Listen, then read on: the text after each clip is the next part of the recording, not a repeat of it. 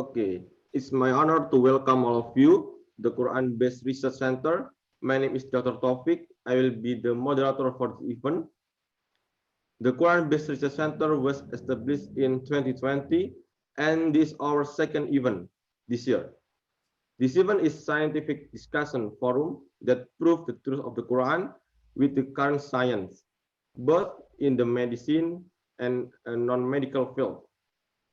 This event will always be held every month by representing expert speakers in their respective field. Before I introduce our speaker today, I will explain our rules during our discussion this morning. Please rename your participant ID into the format. Please mute your microphone during the discussion. Please dress appropriately during the discussion. If you want to ask, please submit in the link, or you may type "ask," then continue with question briefly in the room chat feature. The moderator will ask several interesting questions due to time limit. Stay seated and stay present. In the end of discussion, you may be submit the discussion summary. The best summary will get special prize. Certificate will be distributed to the participant who take part in the event from the beginning till the end and filling the feedback in the link that will be shared in the end of discussion. Before we start our discussion today, I will read a verse from the Quran, which is the base of our topic today, and from hadith from Bukhari Muslim. A'udzu billahi minasyaitonir rajim. Afalam yasiru fil ardi fatakuna lahum qulubun ya'qiluna biha aw adhanun yasma'una biha فإنها لا تعمى الأبصار ولكن تعمى القلوب التي في الصدور. So have they not traveled through the earth and have heard by which to the reason and ears by which to hear? For indeed it is not eyes that are blinded, but blinded are the heart which are within the breast. Al-Hajj 46.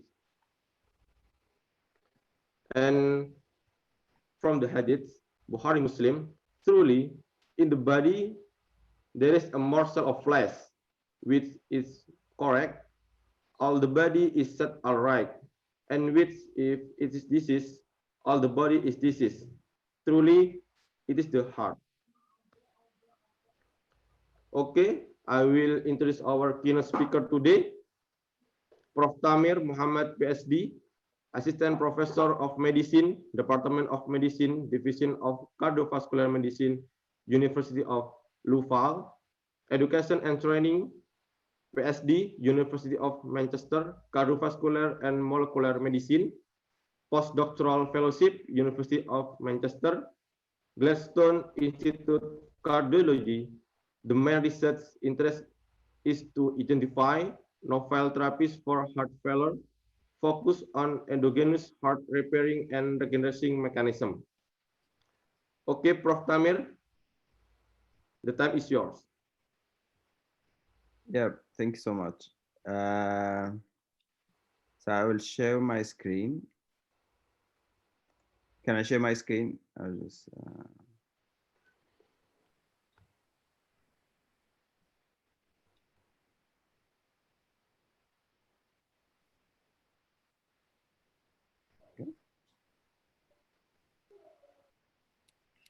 All right.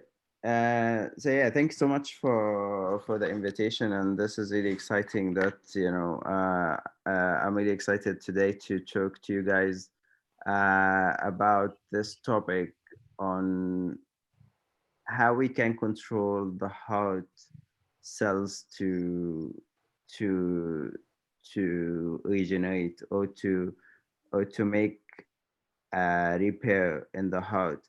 But I think this topic is basically as you guys just suggested, that the heart is the most important part in the body, and And as Sayyidina Muhammad sallallahu alaihi wasallam said, the heart is actually the most important piece in our body. If it is good, the whole body is good. If it's bad, the whole body is bad.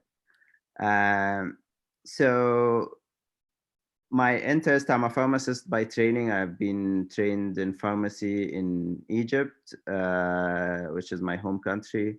And then I did my PhD in Manchester in the UK. And then I moved to the Gladstone Institute in San Francisco to do my postdoc. And then I started my lab 2 years ago in the University of Louisville in Kentucky. Uh, so so all of my research during the past 15 years was based on how to treat the heart after heart attack. So somebody get heart attack, this will be mainly due to, we eat too much cholesterol, and this cholesterol deposit in our veins, and this will block some of the coronary arteries. So the coronary arteries are the veins or the arteries that are feeding our heart. And if you get it blocked, this will kill anything that this artery feeds eventually. And this will kill the muscle, and then the muscle, because of the injury, uh, it make when the muscle die, the how to replace it with a scar-like tissue. It's like you get injured in your skin, and then you form like, a cover on your injury in the skin. So the heart does this by itself because it needs to repair itself, it needs to continue beating. The heart is the only organ that never stop beating since you are a fetus, since it's been generated during the fetushood until you die. And even your brain can die, but your heart can still beat. But if the heart dies first, so if the heart get arrested, your brain die by itself. So this was, I've started this since my master's degree in Egypt. So I started a lot of research on the heart, and it was really fascinating to know what really we need to really understand first how the cells of the heart think, or how they do behave, to be able to find ways to go around this problem and try to treat heart failure or heart attack, and basically try to replace this dead tissue by new cardiac muscle. And I would go through the story with you. I think it's pretty interesting. So, after several years of research, so this not only my research, this is about the past 30 years, since 1980s or 1990s. And the field of cardiology is trying to understand how the heart cells or the cardiac muscle cells are behaving during different developmental stages.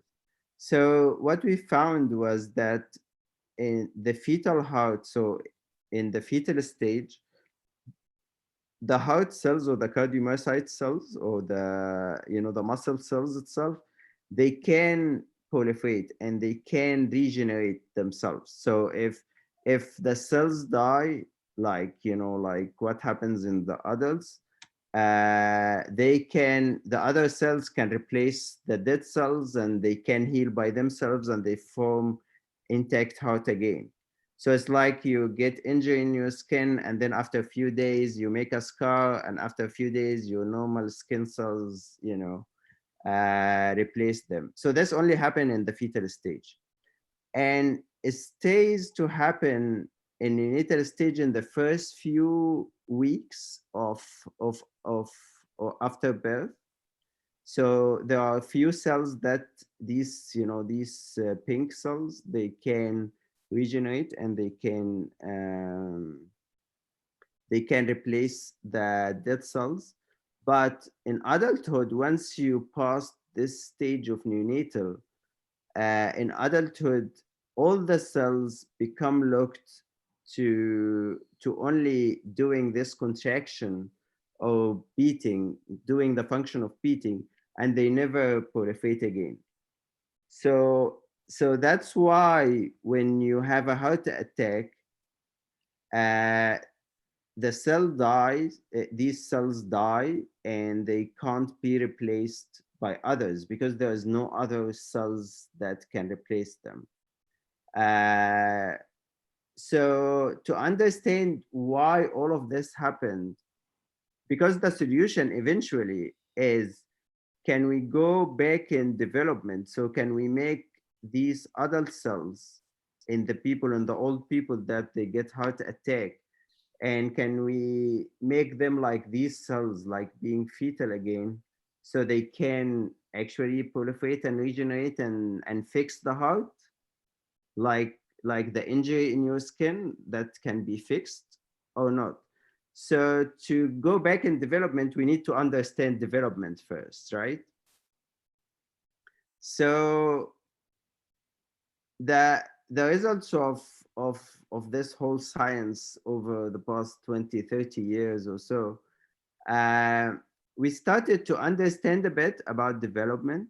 So if you guys know, uh, we all start with one cell. Everyone, every animal, every eukaryotes basically on Earth starts with one cell.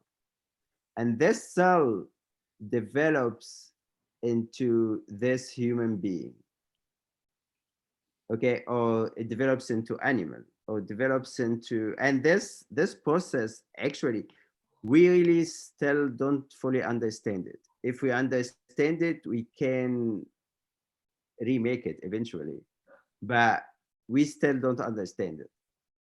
um so how on earth one cell form different organs, it forms different, it forms brain, it forms legs, hands, heart, liver, kidney, spleen, lungs, and so on.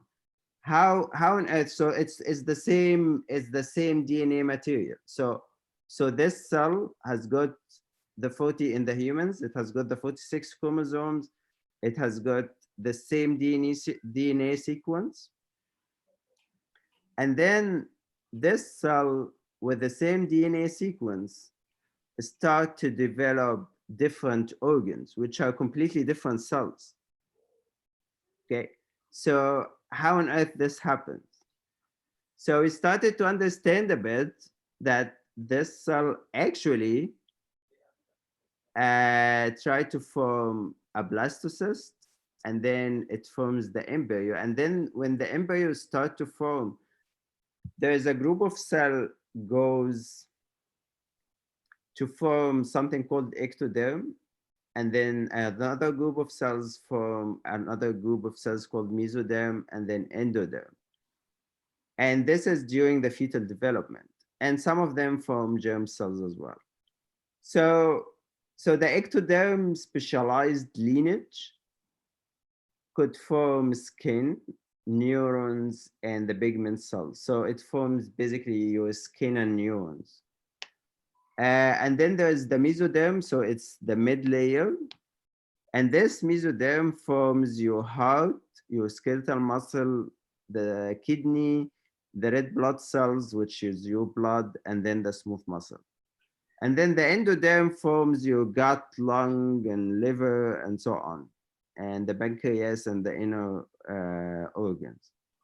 So if you think about it, all of this started with one cell. So why this one cell with the same genetic material started to differentiate into three major layers? And then these three major layers will have the same DNA material, but somehow they become specialized to make a different organ. So we started to understand that it's not the DNA material uh, that determine the cell fate or what cell could be, because we all have the same DNA material. So I would tell you that, you know, my 46 chromosomes are carrying exactly the same genes that you're carrying. There's some differences, there are some very few differences, which might determine the color or the eye shape or whatever. But eventually we all have the same DNA material. And inside yourself, the heart cells, which are completely different from your liver cells, from your brain cells, from your neurons. So all of these are different, and they are actually carrying the exact same DNA material. So how on earth this happens? Why these cells are different? So we recently found that there's something called epigenetic modulation of the gene transcription. So for the DNA to form the proteins in the cell, it has to be converted to RNA, and then the RNA get converted to protein. So for the cell to get specialized, it has got some epigenetic marks like these, black and white marks. And this tells the transcription machinery, or the thing that translate the DNA to RNA, to stop here. So if this is white, so this means go, okay? And if this is black, it means stop. So it tells the transcription machinery, so to go and transcribe this and make it an RNA, and this will translate to protein. And usually if it is a cardiac cell, it will make, it will make the transcription only for the cardiac genes. And it will stop everything else. So it will stop all the DNA that's specialized to make a liver cell, for example. Okay, so there is the stop and go marks. We found that there are stop and go marks on our DNA to tell each cell to be specialized to become this organ. Okay, so this actually led to a lot of playing around with the cell fate. So this led to something called induced pluripotent stem cell. And this pluripotent stem cell, I know you guys may know Shinya Yamanaka, who had the Nobel Prize for this discovery. So he discovered four transcription factors that could actually make the cell go back in development. So make your skin cell becoming your first cell, which is called the naive pluripotent stem cell.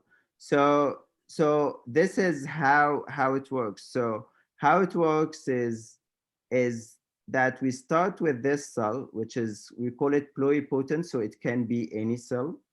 And we call it naive because it doesn't really know where to go.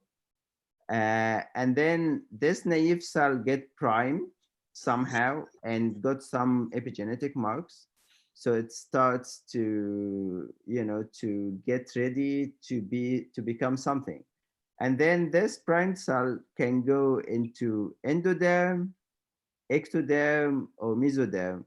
And then this endoderm or ectoderm can go into the final product, which is, for the mesoderm, for example, it's either a cardiac cell or skeletal muscle or a blood cell or whatever. Okay, so this discovery have led to this pluripotent stem cell approach, where we can convert skin cells, so we can take cells from your skin and then convert it back into this pluripotent state. And then we can differentiate it again. We can make it a cardiomyocyte. We can make it a liver cell. We can make it a pancreatic cell. We can make it any cell. Okay. And this led to a new approach in regenerative medicine.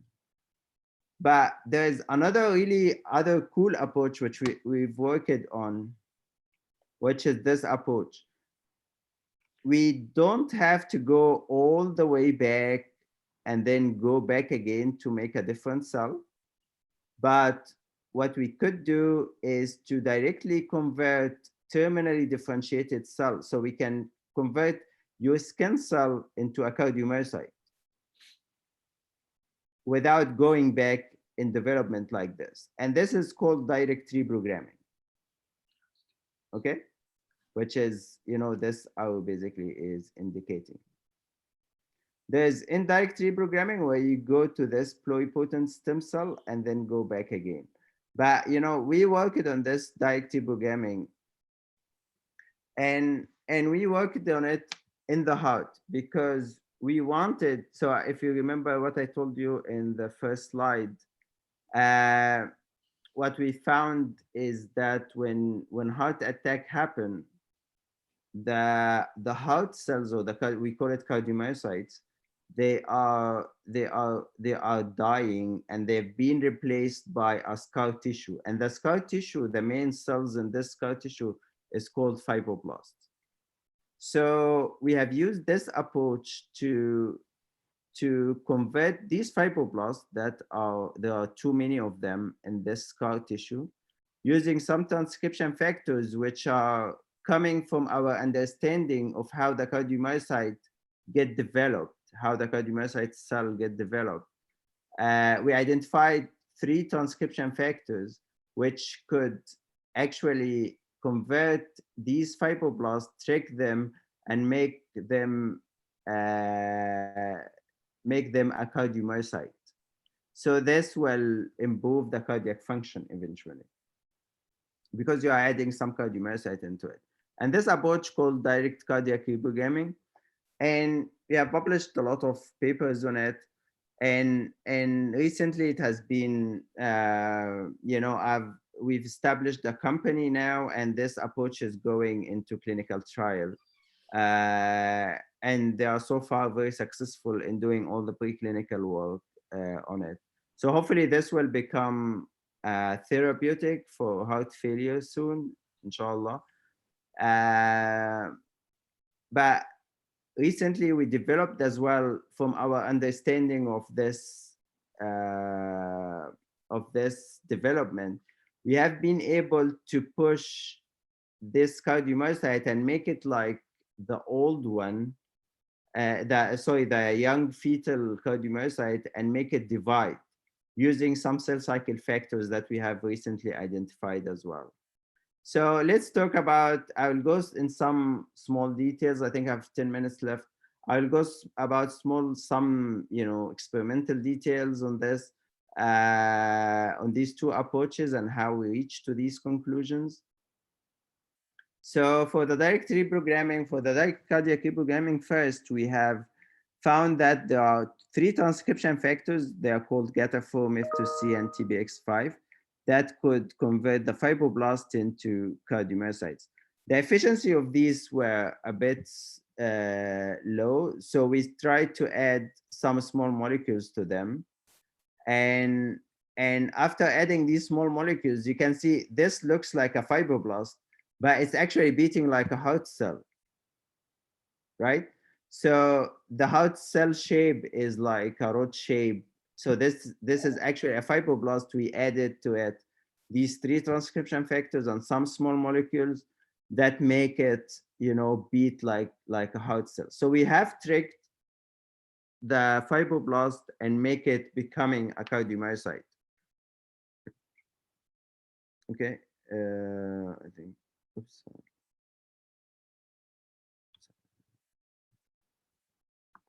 Okay, and then when we inject this in the mouse heart, we can see, so these are very complicated experiments. I'm not gonna go through it, but the green cells are actually were fibroblasts. So we labeled the fibroblasts by green fluorescence. And then if they have been converted into cardiomyocyte, they will be red like this one. So with this small molecule and these 3 transcription factors, we've been able to generate a new muscle, which you can see this line of muscle here. This is all green, as you can see it here. And they are all becoming a cardiomyocyte. So we have converted in vivo, in mouse heart, we've been able to convert the fibroblasts into cardiomyocytes. So yeah, this is the quantification. And this is, you know, some of the,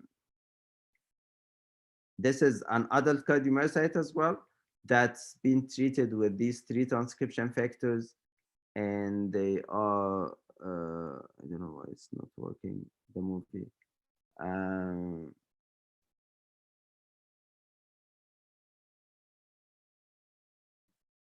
oh yeah, here you go. All right, so you can see this is like an adult cardiomyocyte, and it beats like the actual adult cardiomyocyte.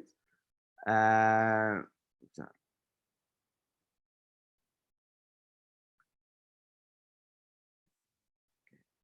and then when we treat these animals, they have improved cardiac function as well compared to the control with these transcription factors, due to we have regenerated the heart and we added some new cardiomyocytes into the heart. Okay, so I think just to conclude this part, um, with these transcription factors and the small molecules, we have been able to increase the speed, quantity, and the quality of the in vitro and in vivo mouse directly. And we've done this in human as well. We've done it in human cells, and we've done it in human heart tissue in situ. And now we are starting the clinical trials in humans as well. Um, so, and then this approach has been, you know, now under development by a company called Tamer Therapeutics, where I actually have established it. So I was the first scientist in there, and now there are about 100 people, and they are doing all the clinical trials on this. So hopefully within the next 3-4 years, you might hear about, you know, treatment for heart failure. I'm hoping, inshallah. Then currently we are still working in my lab on this new approach where we can, through our understanding of development as well, we have been able to identify some cell cycle factors that can make this cardiomyocyte that forget that they can proliferate, to make them remember this, that they can do it and they can proliferate again. So let me skip this one. So what we've done to identify these cell cycle factors was, we have looked at the genes that are expressed in the fetal heart. As I told you before, that the fetal heart can proliferate. The cardiomyocyte can proliferate and they can repair the heart. And we looked at the cell cycle genes that get lost after birth. So in the new, just after birth, and they completely appear after in adulthood. And we have identified about 30 genes that are highly, as you can see in red, they are very highly expressed in the fetal heart and they get lost after birth. So we screened these 30 genes and we did some combinations and so on. And we ended up by finding that CDK4 and cyclin D and CDK1 and cyclin B, so these are 4 cell cycle factors, they were able to make the cardiomyocyte proliferate again. And you know, and we published this in Cell, and we have the cover as well for Cell, which was really exciting to have the cover for Cell. So you know, this is just to show you that we can, in human iPS derived cardiomyocytes, so in human cells of cardiomyocytes, we've been able to induce cell cycle markers. It's called, you know, this EDU. The green dots means these are cycling cardiomyocytes. And you can see here, we can induce really in many of the cells. So we induce it in about 20% of the cells. And as you can see from these pictures, we've done as well tracing in vivo, where we can track the fate of the cardiomyocyte. And we have been, so the green or the red cells are actually new daughter cells of cardiomyocytes. And we've been able to identify these cells as well. Uh, and and we have been able to generate new muscles. So if you see how the control heart looks like after injury, so these are mice heart, where the control heart, you can see the scar in blue. So this is, you see how much damage has happened into this. But when we inject these forced cycle factors, we actually produce a lot of muscle around, in the healthy area. And this actually squeeze the scar. So the scar is still there, but it's been squeezed like what you see here. And this actually improve the function.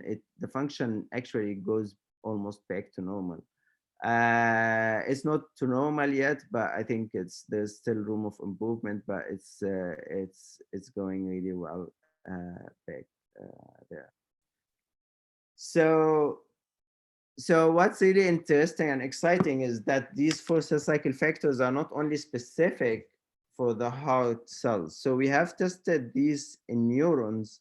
So that's probably interesting for the neurosurgeons as well.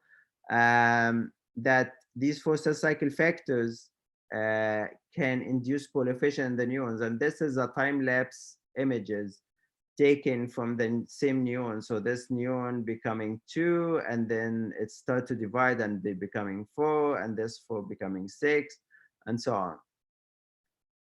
And this is just a quantification of all the experiments that we've done. We've tested this in pancreatic cells as well.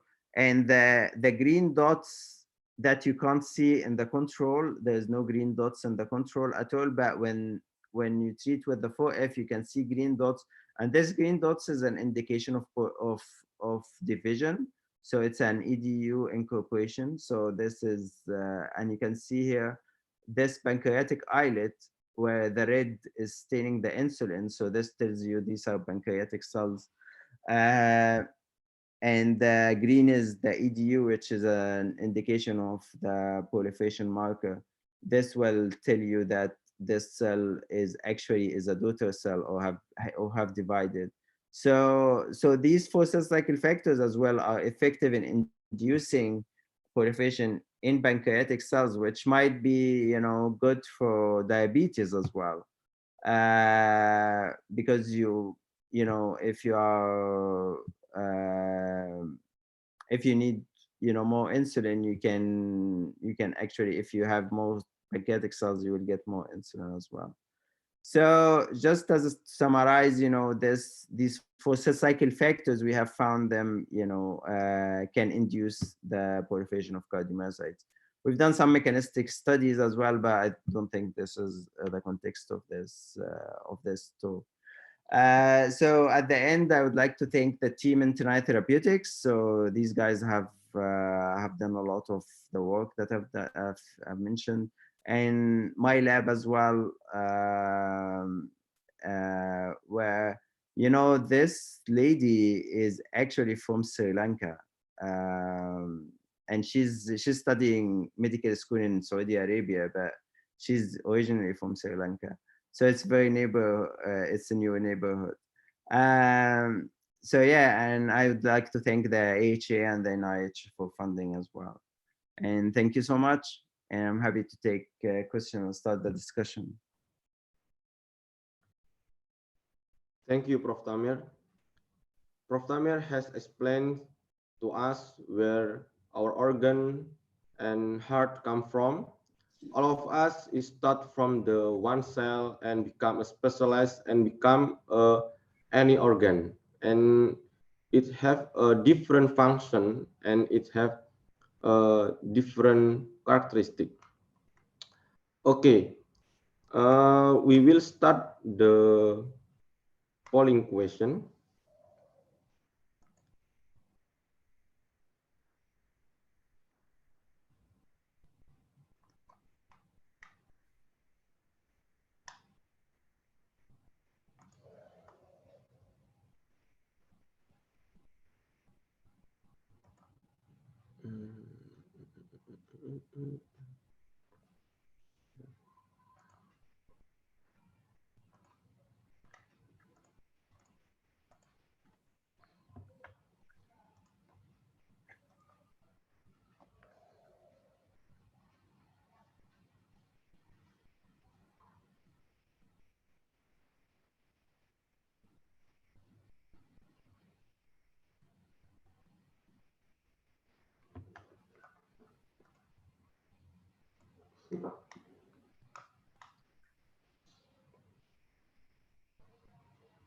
Okay, we have some question from Imam Permana.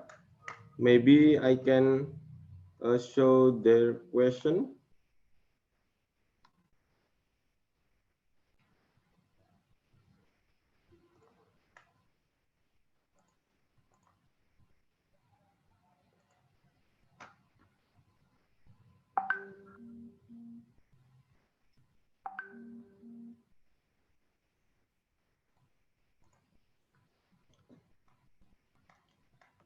From Iman Permana.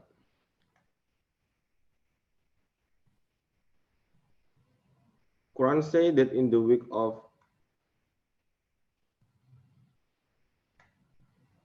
human was given life, and I'm not a mistake. A whole called to develop X of fetus if we consider heart central organ will have.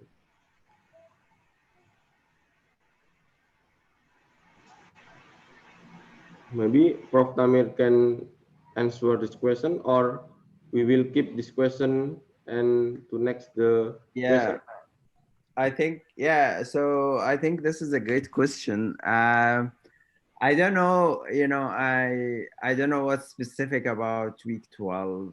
Um, the heart develop, within week 6 or 7, and the brain as well develop about week 8 to 9. So, so yeah, I'm not sure really what's specific about this. There are things that we really don't know too much yet. Maybe there will be something uh, because the spirit is different from the heart. So we don't know what the spirit is. So that, or a ruh, so if we define the ruh, or we really don't understand it. So this is one of the major questions that's really bugging me all the time, is how, what's the spirit, or what's the ruh, why we die, why we become alive. This is not defined at all. We have, in the medical world, we have defined death. So even the definition of death, we are still struggling on it. There's brain death, there is cardiac death, and the definition of death is not really clear.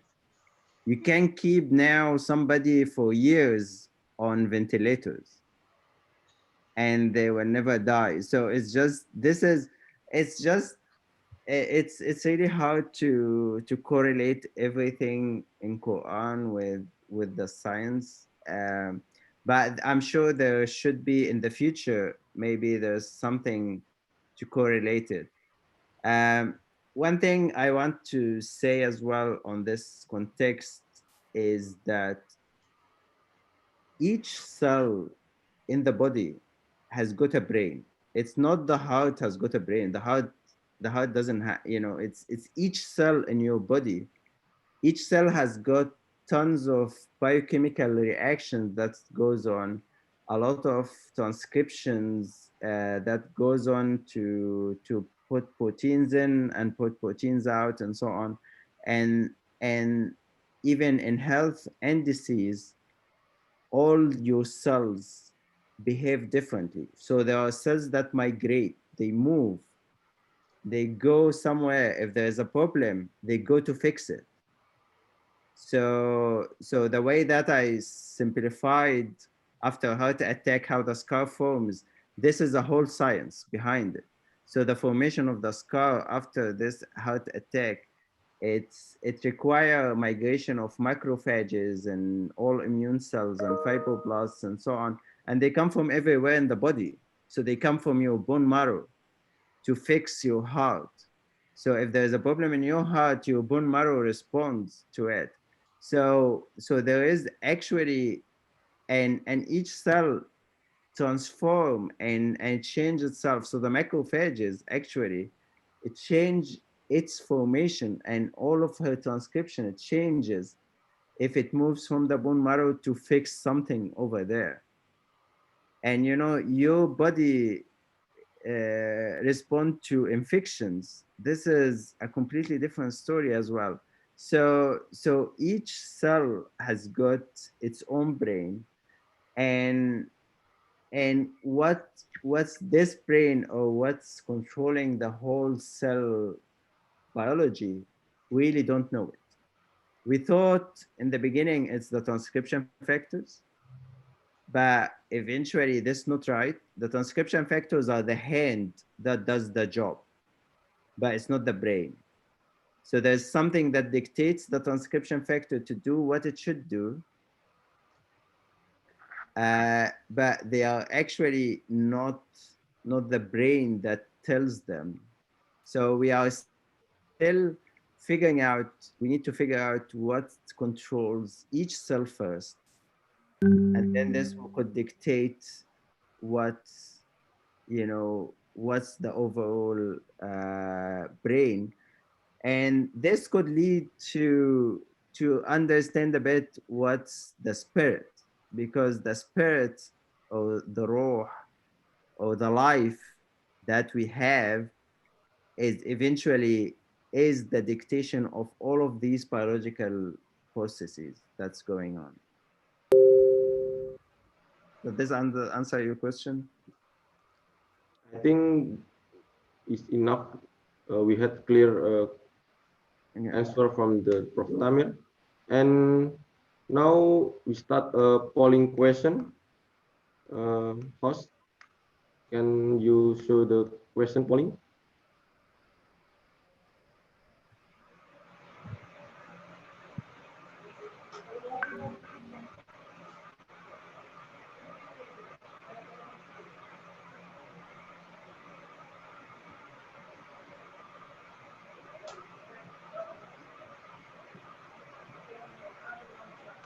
Anyone can see the question polling?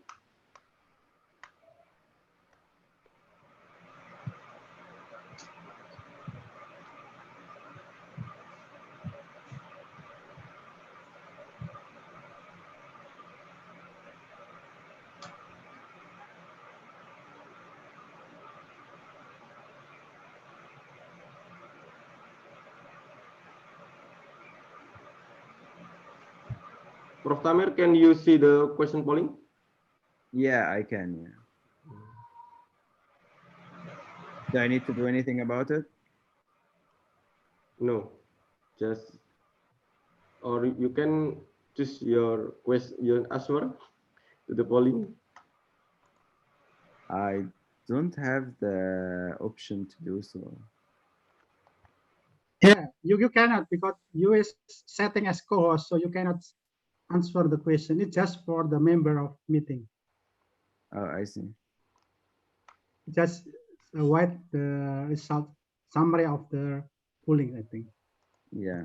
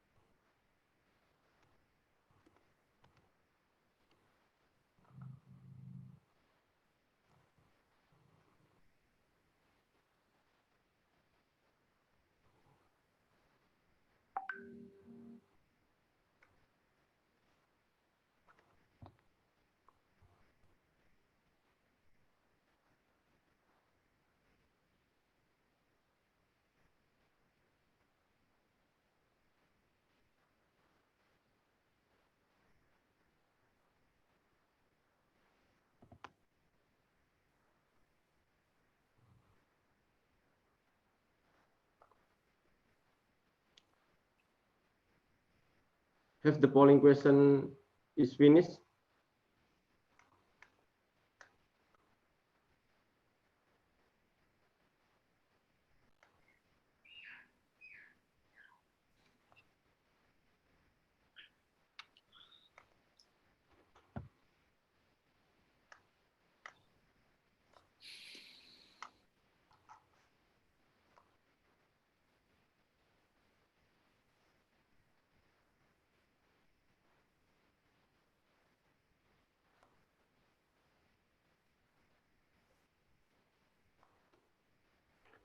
Okay, we will next to be our discussion.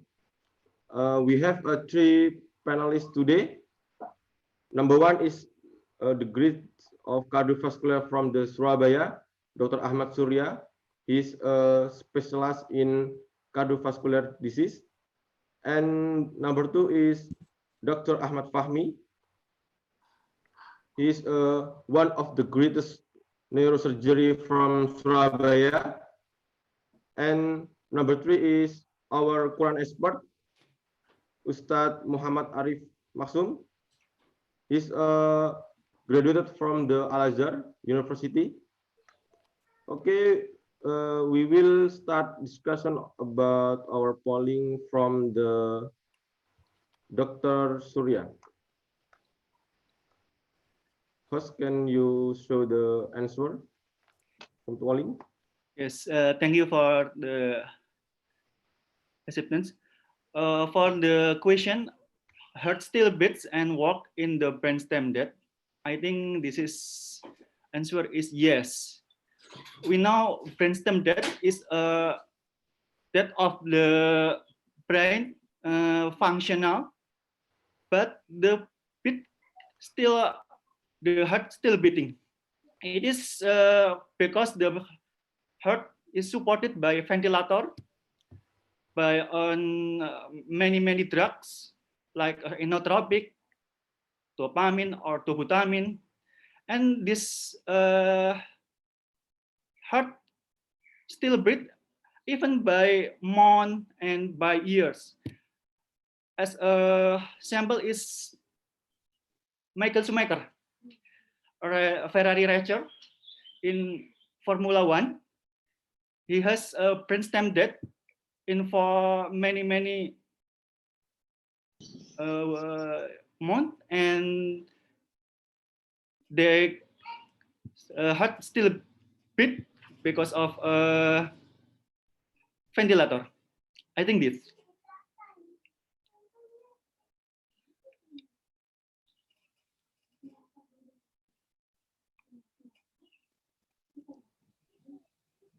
Your sound still mute, Dr. Muzakir. Please unmute first. Okay. Untuk Dr. Fahmi, can you give your opinion about our question number one? Yes, of course. We many times look at the patient with the vegetative state. Yes, that's Dr. Prof. Tamer and Dr. Surya said that some of them still have a heartbeat. Although the condition is brain death. Yeah. No reflex, no the GCS is 111 S3, but the heart still beat. Yeah, as we know that we have the connection, I think, between the brain and the heart. Yeah, some of the heart movement influenced by brain. Maybe Prof. Tamer and Dr. Surya can explain. As I know that if we are happy, if we have an emotion, if we are depressed, the heartbeat will be different and increase. That's why the heart movement sometimes controlled by the brain. In my question, how about is the heart have individual mechanism to control the heartbeat? As we know that if we have emotion or we have happy, the heart will be increase, yeah, the beat of the heart. Yeah, there is. Yeah, what your opinion, Prof. Tamer Yeah. and Dr. Surya? Okay. So yeah, I think I will start probably. So yeah, I think this is a great question. So the heart, the normal beating of the heart is controlled by the sinoatrial node and the AV node, and this just the normal beat. But if you get emotions, this is a different story. So there's another wave of sympathetic or parasympathetic stimulation, which is coming from the brain, as you just said. Um, so so these are different. So the brain doesn't really control the SA node. The SA node is self-controlled. We don't know how and why. Even if you will be surprised that we really don't know yet where is the exact location of this SA node. So there are several researchers that are mapping it, but mapping it according to the electrophysiology characteristics of the cells. But we couldn't really identify exactly what it is and how it is. And this SA node is the thing that beats by itself. And this what's distinguished in the brain dead donor. This what keeps the heart going. So yeah, maybe the spirit in these cells, I don't know where this is a possibility, but it's something far from having any proof on it. Maybe I have some question for Dr. Ahmad Surya related number 1 question. If heart function is still remaining, does heart will take control of whole body function? Is heart still? Is heart still function remaining, and our brainstem is dead? Does heart will take control our whole body function?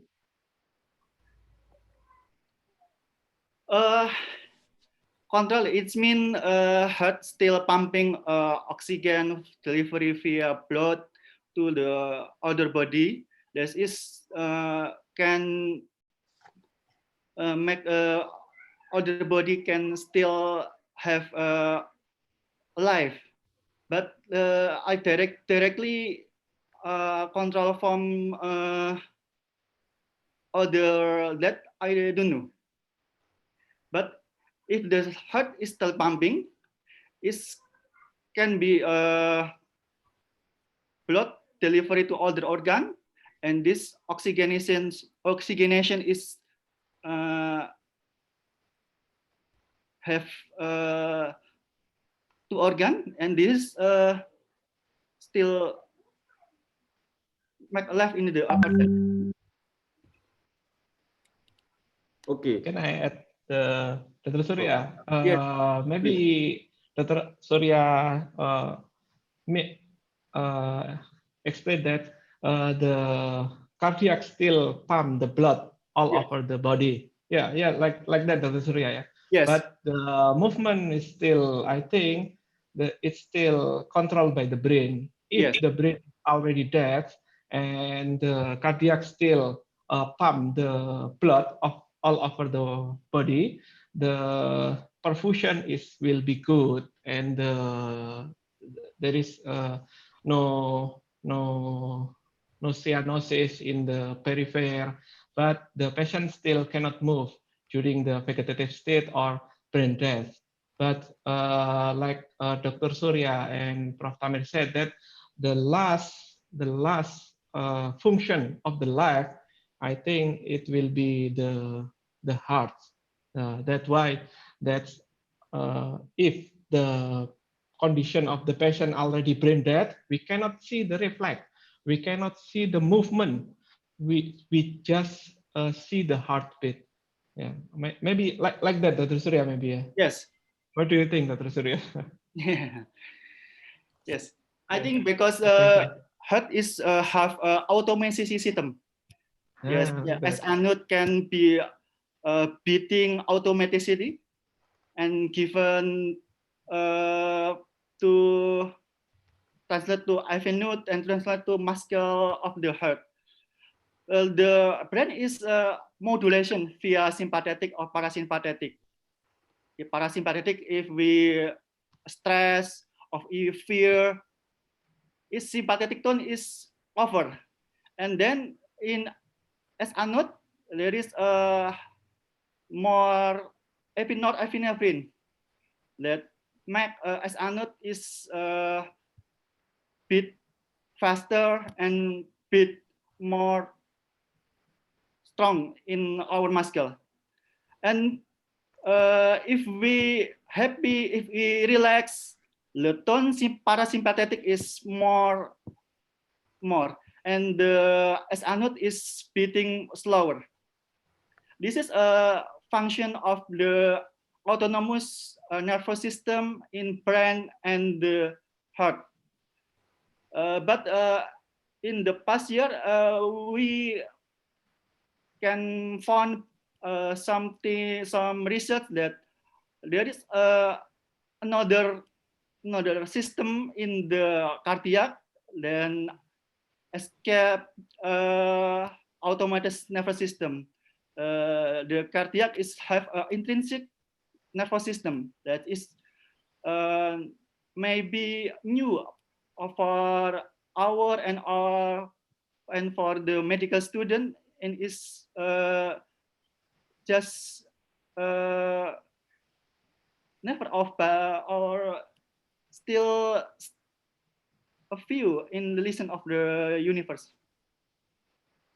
Okay, I think I get a point, but we have explained about that and brain and heart from the medicine perspective. But how about Quran's perspective? Maybe we can talk or ask to our panelists, Ustadz Arif Maksum. Ustadz, bagaimana definisi kematian dalam Islam, Ustadz?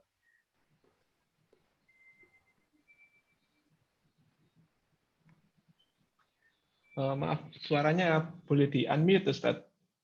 Masih mute itu, Ustaz. Oh, masih mute. Jadi tadi dibahas bahwa kalau kematian dalam medis itu berhubungan dengan jantung dan otak, Ustadz. Kalau dalam Islam bagaimana, Ustadz? Mungkin bisa dijelaskan. Oke. Assalamualaikum warahmatullahi wabarakatuh.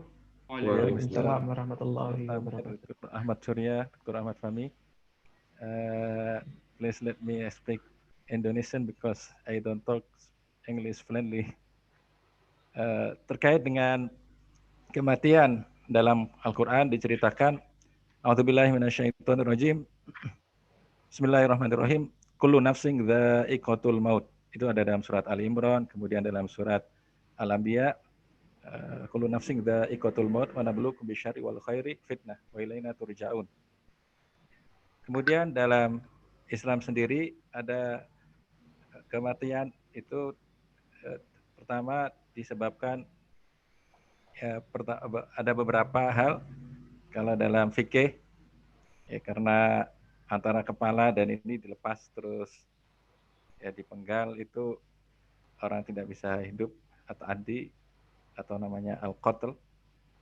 Kemudian dari situ dan setiap orang, aturan dari Allah Subhanahu wa taala itu akan merasakan kematian sampai seperti Nabi Isa yang diangkat oleh Allah Subhanahu wa taala, wa innahu la'ilmul lisa'ati fala tamtaruna biha wattabi'un. Jadi wa ma qatalu wa ma salabu walakin syubbiha lahum. Itu nanti di akhir zaman akan diturunkan. Ada beberapa organ yang sangat sensitif.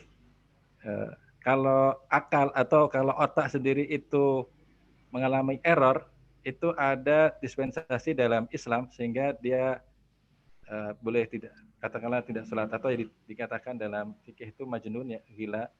Jadi beberapa pelakuannya itu tidak dihitung dosa istilahnya. Jadi dia ma'fu, dia dimaafkan tidak sholat, orang-orang yang gila karena akalnya ada masalah. Ini di dalam Islam, ya, al-Islam al-bulugh wal aql, itu ada dispensasi dalam mengerjakan kewajiban-kewajiban seperti tidak puasa bagi orang yang gila. Jadi ini dalam Islam, tetapi ya nanti kalau kematian ya, yang tadi disebutkan itu yang Allah sebelumnya masukkan ruh seperti dalam firman Allah SWT di surat Al-Mu'minun, walaqad khalaqnal insana fatang fi qararin makin, tsumma khalaqnal nutfata 'alaqatan, tsumma khalaqnal 'alaqata mudghah, fa khalaqnal mudghata 'idhama, fa kasawnal 'idhama lahma.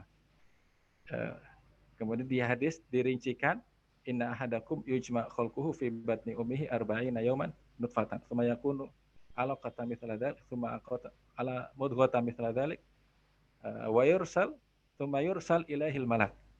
Itu setelah 120 hari Allah utus malaikat dan mulai ditiupkan ruh, semua rezekinya dan rezeki dan kehidupannya baik gembira, dan itu sudah diatur di situ. Itu dalam Islam, wallahu a'lam. Terima kasih Ustadz. Thank you for explanation. Ustadz Arif explained that if someone have a break his brain or his function of brain, human that have a sin if forgiven for all of his doing to the sin, but it has some compensation for his function of brain break. So we can next to the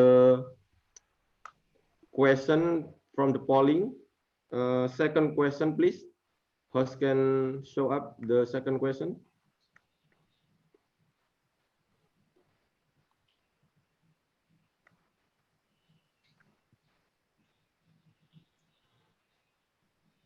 Maybe from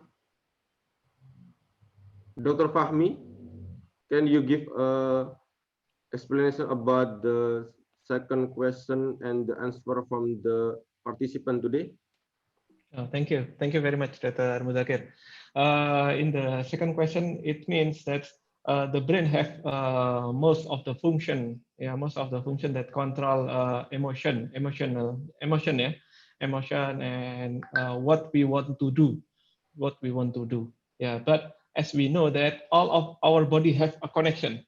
Yeah, we cannot see individualists in the brain or in the heart or in the hand, in your hand, but everybody have connection, I think.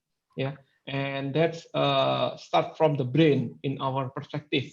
It is start of the brain, but in the cardiac perspective, I don't know, it be start from the cardiac, like the Dr. Supangat said yesterday, that cardiac have a mini brain in there, and Prof. Tamer said that every cell have their own brain. Yeah, but I think that's most of the control, it is especially for the emotional, is from the brain. We know that brain have amygdala and limbic system. That if we see something, the impulse will be go to the cortex and to the limbic system, especially the amygdala to the hypophysis, and the hypophysis give the like hormonal, and the amygdala to the lateral cord of the spine, and go to paracervical ganglion, and go to the heart as a sympathetic nerve that can influence, not control, but influence the heart movement. I think the most of the control, it is by the brain about the emotional. Can I ask Ustadz Arif, Dr. Muzakir? Yeah, yes. Okay, Ustaz Arif explanation is very interesting. It's interesting too. Is my second opinion. I have a question for Ustaz Arif. During the death, we know that some people have a brain death, but the heart is still beats. Yeah. How about the ruh? The ruh, when we call it death and the ruh is already gone from the body, it is in the brain death time or it is in the cardiac beat stop, yeah, cardiac arrest, like that. When the time, ya. Ya mungkin pertanyaan saya ini, Saudara Arif. Kalau kita apa namanya melihat orang itu meninggal, itu kalau misalnya ada brain death, kan ada otaknya sudah tidak berfungsi. Kadang-kadang denyut jantungnya itu masih berdenyut. Nah, orang itu dikatakan meninggal atau ruhnya itu sudah tidak ada itu pada saat otaknya sudah tidak berfungsi sama sekali atau apa namanya pada waktu nunggu sampai denyut jantungnya berhenti baru dikatakan ruhnya itu tidak ada. Oke, Dr. Mudakir. Iya, silakan. Maybe all of the panelists or speaker can have opinion. Prof. Tamer, Dr. Surya, and Ustadz. Please. Terima kasih Ustaz Ahmad Fahmi pertanyaannya. Terkait dengan roh, ini salah satu pertanyaan dan menunjukkan salah satu kerusulan dari Rasul SAW terkait di surat Al-Kahfi. Jadi ketika mereka dengan Nabi Muhammad sangat terusik, terus akhirnya mereka pergi ke Yahudi, akhirnya Yahudi ngasih opsi atau suruh menanyakan 3 tentang surat tentang kisah Ashabul Kahfi, kemudian tentang Zulkarnain, dan satunya tentang ruh. Sampai turun satu ayat, satu surat, ya, termasuk surat Makkiyah yang terakhir sebelum hijrah, surat Al-Kahfi. Dan di situ Allah jelaskan tentang ruh, dan juga ada di surat Al-A'raf.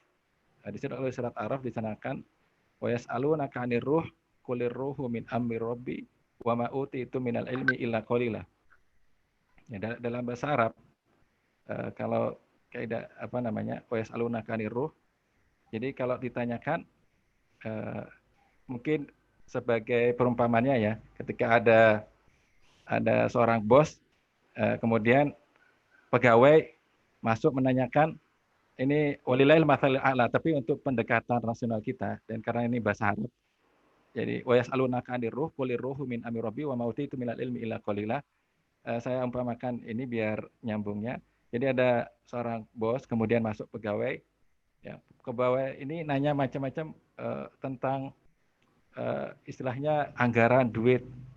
Bosnya mengatakan, apa urusan kalian dengan uang yang perusahaan ini? Jadi maka di situ disebut bahwa wilayah tentang ruh terkait pengetahuan tentang ruh itu memang hanya Allah Subhanahu wa taala yang berhak hanya mengetahuinya. Kita sebatas di situ sebutkan wa yas'alunaka 'anir ruh qul ruhu min amri rabbi wa ma utitu minal ilmi illa qalila. Sudah cukup antum tahu itu ruh itu dari Allah Subhanahu wa taala ditiupkan. Hakikat itu tidak beritahukan kepada nabi atau kepada kita manusia, dan itu sebagai rahasia Allah Subhanahu wa taala. Kemudian tadi terkait kematian terus masih berdenyut. Jadi kita tahu kalau di Al-Qur'an juga nanti ada malaikat yang bertugas mencabut ruh. Kalau yang mencabut orang-orang kafir itu dengan keras ya. Kemudian itu di surat ini juga di surat juz 29, kalla idza balaghatit taraqi wa qila man raq wa dhanna annahu al-firaq wal tafatis saqu bis-saq ila rabbika yauma idzinil masak. Jadi itu roh itu sampai nanti dicabut itu kala idza balaghatil hulqum di ayat lainnya. Jadi ketika sudah sampai tenggorokan sini sama malaikat, kalau yang nyebut itu orang mukmin, dia nyabut dengan baik, tapi kalau orang kafir itu dengan keras. Jadi disebutkan kala idza balaghatil hulqum wa antum hina yom ini idzin yom idzin tanzurun. Di situ jadi roh itu ya kalau sudah sampai tenggorokan dan meninggal, kemudian kita disunahkan untuk kepada orang yang mau meninggal ini itu apa namanya untuk membacakan supaya dia kalimat terakhirnya adalah kalimat la ilaha illallah. Ya, jadi dalam pengertian ini kalau sudah kalau ruhnya sudah tidak bisa diajak bicara atau sudah tidak bisa matanya atau tidak itu setelah ketika lihat kita meninggal berarti itu dihitung meninggal. Dan kemudian waktu hatta yugorgir. Jadi ketika Fir'aun itu katakanlah ketika Allah Subhanahu wa taala hukum ditenggelamkan, Fir'aun kan sempat mengatakan di ayat itu, diabadikan di ayat itu, qala amantu annahu la ilaha illalladzi amanat bihi banu Israil wa ana minal muslimin. Al-ana wa qad asaita qablu wa kunta minal mufsidin. Jadi sempat sebelum meninggal itu Fir'aun mengatakan itu. Tapi di dalam agama kalau sudah sampai yugorgir bahasanya, itu sudah tidak terima taubatnya. Jadi yaitu tadi kalau sudah lihat idza balagatil hulqum wakilat di sebagian ayat kalau idza balagatit taraqi sudah sampai tenggorokan terus tidak bergerak lagi, itu ya disampaikan kalimat takziah la ilaha illallah inna lillahi wa inna ilaihi rajiun. Nah, itu yang Allah alam itu alhamdulillah. Yeah, thank you, Ustaz Arif. Maybe every panelist and speaker can ask each other so that our discussion is lively. Maybe from Dr. Fahmi still have a question for the Ustaz Arif? No. It's already explained by Ustaz Arif. Thank you very much. Terima kasih, Ustaz Arif. Sama-sama. We have some question from the Dr. Tamer and Dr. Surya. It is true that there is a personality change following about if we have a heart transplantation, which have reported that if we have a heart transplantation, someone is having a change or their personality. How about it? Maybe start from Prof. Tamer. Sorry, can you say the question again? Was the question after heart transplantation, what happened? If someone have a heart transplantation, the person who received a heart transplantation, they lost her sense of love, of warmth to their family, and they have changed their personality. Would you have heard it before? I'm not sure if there's a research on this. I don't know. I'm not sure if this is true or not, because I think most of the emotion actually comes from the brain. We feel it in the heart because of the adrenaline. It's just the adrenaline, but all the emotion and thinking comes from the brain. The heart is just the organ that pumps the blood around the body. We feel it fluttering during love, and these things is just because of the adrenaline that's been released from the kidney eventually, and through the sympathetic nervous system that that comes eventually from the brain. So it's just a complicated process. It doesn't mean that because your heart gets fluttered when you see somebody you love or something like this. This means that it's the organ that that's expressing emotion.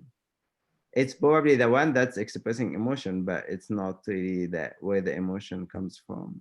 I think it comes more from the brain. Okay, maybe Dr. Surya have an opinion about this sentence about how personnel have changed if they have received transplantation of heart. Yes, as I have read some report on the paper that if patient has a transplant of heart surgery, heart transplant surgery, the patient can be have a different personality that before. There is a report from the patient named Peter Hogdan who performed a heart transplantation surgery. He said, my feeling had changed. I'm not able to know what I had, what I love. Even I don't have feeling toward my grandchild.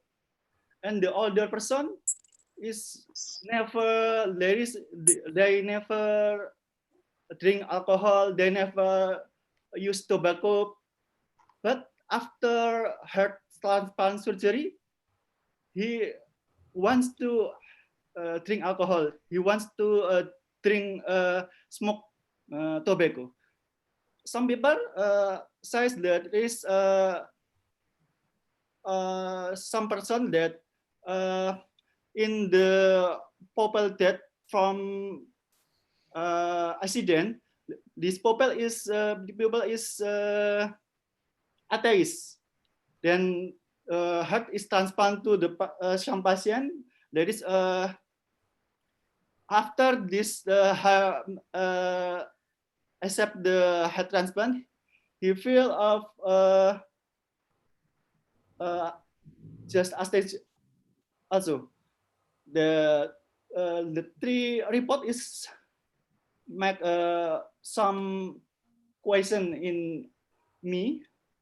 What heart have a memory, heart have a feeling, but we still cannot explain this why. Okay. We can not explain this way. Yeah, so Okay. are these individual cases or Yes. is there the study, there are, I think there are millions have received heart transplantation so far. So how many of this? Okay. Terus semangat share screen. Yeah.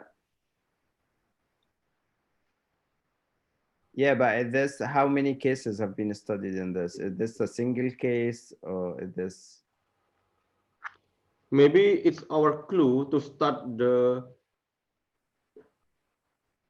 scientific writing for this case because it's very rare and something maybe open our mind about just heart have his own memories about his past with someone or his feeling to the someone. Maybe we can relate this case with next discussion if we have next meeting. Okay, we will next to the question from the participant. Maybe I can ask to Dr. Fahmi. Oh, okay. Yeah, My older organ, not brain, is have a memory. sorry. Pardon, please. My older organ, expect brain, is have a memory. I don't know. I don't know. That I is, cannot answer.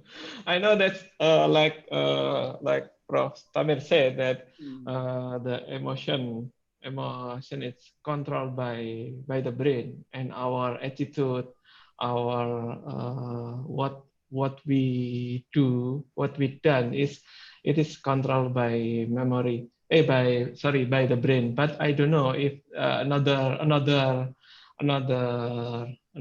organ have a memory, real memory. I mean real memory, not like movement memory, not like that. But do you mean that real memory, ya, Dr. Surya, ya, real memory of what we did in the last, like that, ya, Dr. Surya?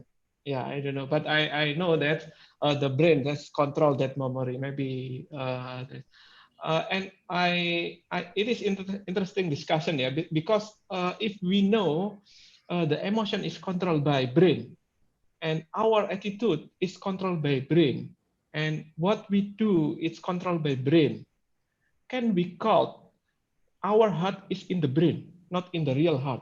What do you think? Yeah, it is our heart in here, not in here. What do you think? Prof. Tamer and Dr. Surya, maybe what do you think? Maybe the answer is in Surah Al-Hajj. Surah Al-Hajj ayat 46. Mungkin we can ask to Ustadz Arif tentang isi dari surat Al-Hajj ayat 46, Ustadz. Bagaimana, Ustadz? Oke. A'udzubillahi minasyaitonirrajim. Bismillahirrahmanirrahim. Afalam yasiru fil ardi fatakuna lahum qulubun ya'qiluna biha aw adhanu yasma'una biha fa innaha allati fis sudur. Saya baca beberapa referensi tafsir dari tafsir Ibnu Katsir, tafsir Sa'di, tafsir Ibnu Qurtubi, tafsir Wasit, seluruh tafsir itu tafsir Qurtubi dan tafsir Wasit ini. Di situ jelas bahwa Allah Subhanahu wa taala jadi letak atau duduk al-qulub itu di mana? Afalam yasiru fatakuna lahum qulubu ya'qiluna biha aw adhan yasma'una biha fa innaha la ta'mal absar walakin ta'mal qulub allati fis sudur. Jadi apakah engkau tidak, ini khitab arah pembicaraannya kepada orang-orang kafir yang musyrik, kufar Mekah yang mereka tidak beriman kepada Rasulullah SAW, padahal mereka tiap pergi ke Syam itu melewati desa atau kaum yang dimusnahkan atau dibinasakan oleh Allah Subhanahu wa taala seperti Ad, Tsamud dan seterusnya. Sehingga anggota tubuh yang merupakan pintu untuk iktibar dan ini mereka tidak mengambil pelajaran di situ. Jadi fil ardi fatakuna lahum qulubu ya'qiluna biha. Dalam bahasa Arab sendiri di kamus lisan Arab punya Ibnu Manzur. Jadi pemakaian kulub dengan akal itu boleh.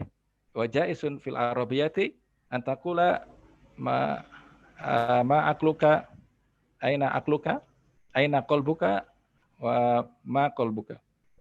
Jadi dalam bahasa Arab sendiri boleh pemakaian qalbun itu dengan maksud akal. Itu boleh. Kemudian ini kata Imam Al-Farra salah satu lugawiyin. Kemudian Abu Ishaq Az-Zajjaj juga di dalam tafsirnya Ma'anil Quran, inna fi dzalika la dzikra liman kana lahu qalbun. Sungguh pada demikian itu pelajaran bagi mereka yang punya qalbun atau ditafsirkan akal. Nah, jadi itu pertama dalam pemakaian bahasa boleh.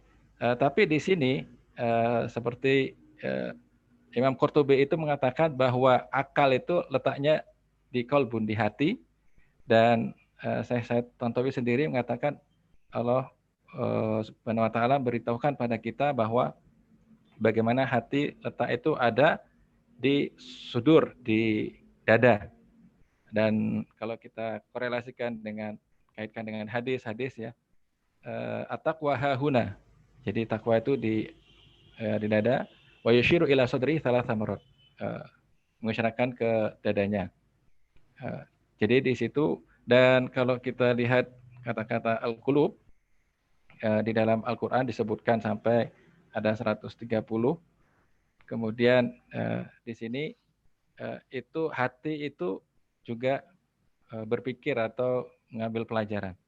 Jadi hati di situ kalau di dalam Al-Qur'an banyak sekali keterangan fungsi dari hati itu hampir mirip hampir keseluruhan manusia, yang beda dengan anggota tubuh lain seperti as-sama. As-sama ini pendengaran, itu fungsinya cuma hanya mendengar.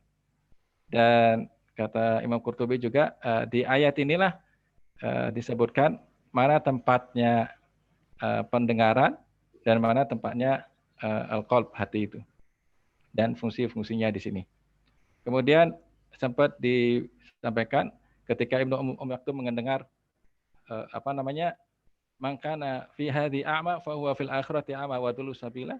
Barang siapa yang di dunia ini orang yang mengingkari majas, ketika disebutkan dengan ayat ini, akhirnya mereka tidak bisa menjawab. Jadi di Al-Quran sendiri ada majas, kata kiasan, dan ada hakikat, ada majas. Gitu. Ketika Ibnu Maktum ada ayat itu, barang siapa, apakah saya yang buta ini nanti di akhirat juga buta? Kalau ditafsirkan tekstual hakikat. Kemudian Nabi, fa'innaha la ta'mal qulub walakin ta'mal qulubul lati fi sudur. Jadi sebenarnya bukan buta, ya buta mata nggak bisa melihat itu tidak bermasalah, tapi yang bermasalah dan nanti akan dihukum itu adalah buta hati, hati buta ini. Dan disebutkan di surat Al-Baqarah mengenai hati itu sakit, fi qulubihim marad. Kemudian hati itu juga nanti kalau berdosa akan ada titik-titik hitam. Kalla balrona ala qulubihim maka yaksibun, dalam surat Al-Mutaffifin. Jadi di hadis innal abda idza adzama dzamban nukitat fi qalbihi nuqtatan sauda. Kalau melakukan maksiat atau dosa, maka ada titik di hatinya, dan titik itu nanti ketika membesar jadi ron, titik hitam di hatinya yang menutupi basirahnya sehingga dia tidak tahu mana yang benar dan mana yang hak. Jadi yang disebutkan walakin ta'mal qulubul lati fi sudur, tapi hati mereka yang tertutup, hati mereka sehingga tidak bisa mengambil pelajaran dan tidak bisa menerima kebenaran. Nah ini, wallahu a'lam. Terima kasih Ustaz Arif.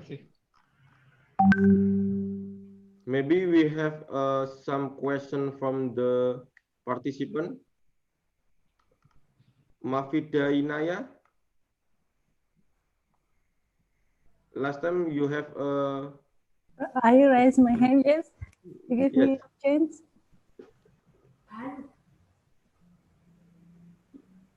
Yes, please. Thank you very much. It is interesting when we talk about organ transplantation, yeah, personality change following heart transplantation. I want to hear the opinion from Prof. Tamer, Dr. Fahmi, and Dr. Ahmad about this, because it is not if we change after organ transplantation, what about the fikih view? I also want to hear from Ustad I forget. Ustad Arif. Ustad Arif, yes. This is a medical stuff, and have a, is it a coincidence? Someone changed, personality change after some organ transplantation, or it is exactly will be happen to everyone who got organ transplantation, not only heart. So I want to hear the view from Prof. Tamer, Dr. Fahmi, and Dr. Muzakir, and Ustad Arif, because we have responsibility. In my opinion, how we responsible for something that we have no control about it. If we got transplantation from a bad person, we will change to bad. We follow the bad habit. We just got a little part of our body, just heart. But how it changed all of our personality? That's my question. I'm so sorry, my English is very bad.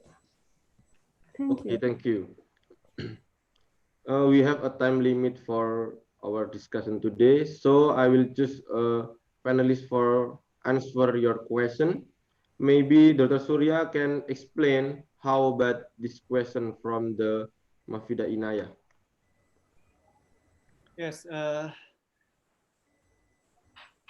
if we get somebody get heart transplantation, then maybe he get of like a bad habit from the previously person that the organ donor. But I think the real patient have a brain that is can make a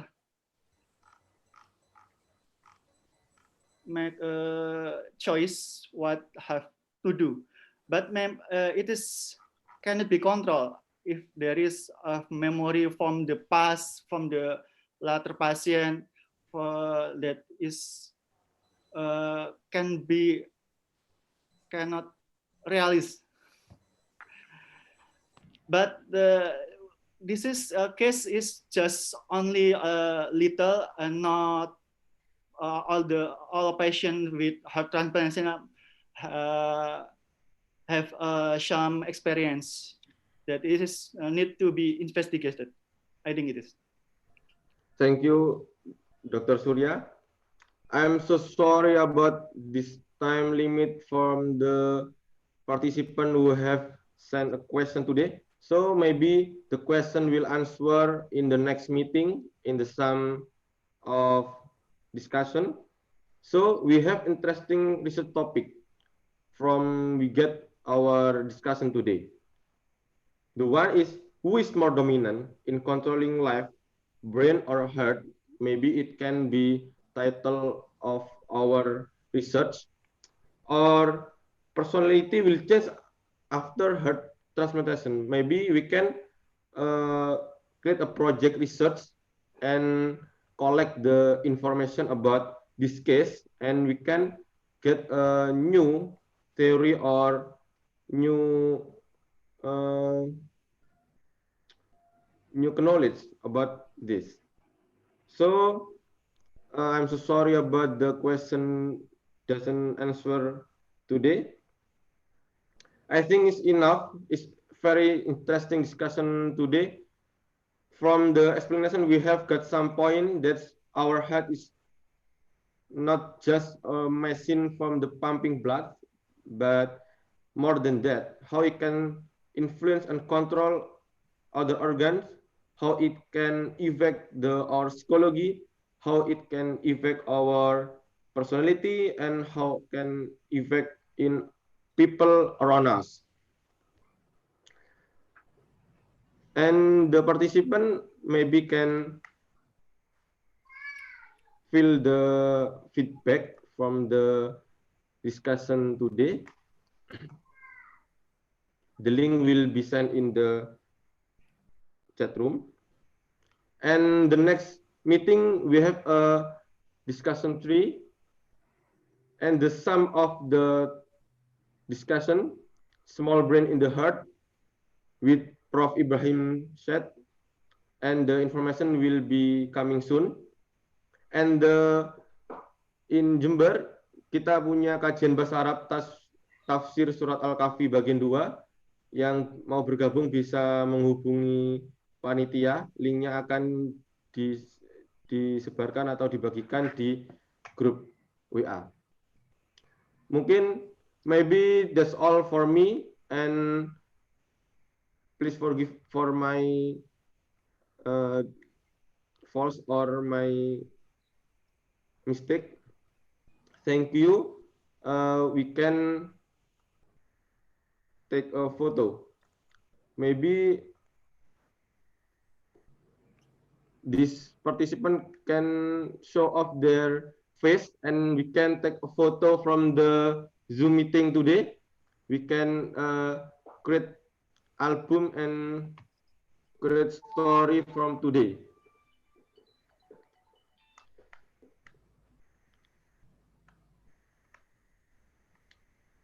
Okay, 1, 2,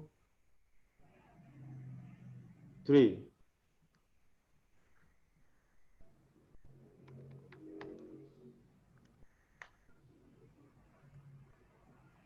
And the next page.